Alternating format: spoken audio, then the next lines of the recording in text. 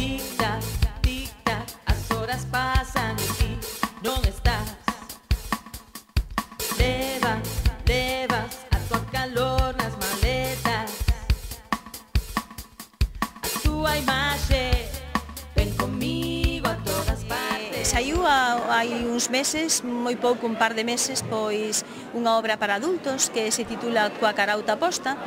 Foi publicada pola editorial Toxos Soutos.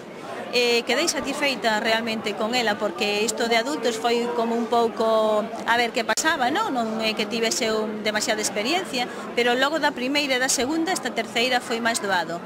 Xa falando da historia de Coa carauta posta, que está nun espazo da miña zona, que eu coñezo moi ben, entón Cea, Costa da Morte, tamén aquí da Coruña, entón pois non houve demasiado problema. Logo acabo de rematar unha novela, non lle teño aínda título porque seguramente o cambie, pero ben, non está ni siquiera corrixida, non está rematada de escribir, sí, de contar a historia, tamén para adultos.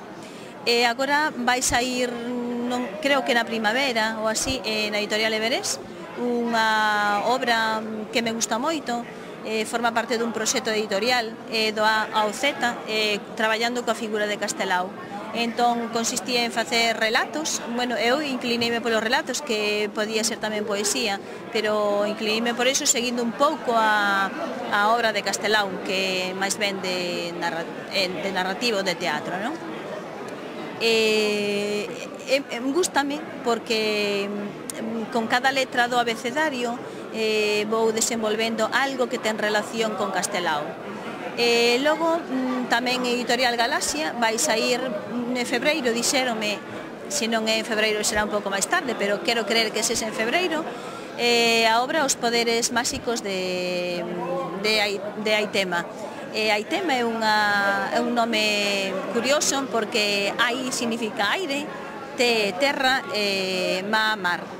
Entón xa é máis ben para unha idade de rapaces de entre 10, bueno, o das idades é un tanto singular, non? Pero máis ou menos podemos encadrala por orientar un pouco nesa idade.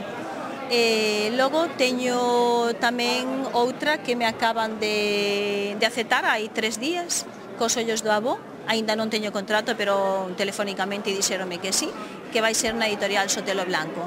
Entón espero que o ano 2010 sexa produtivo.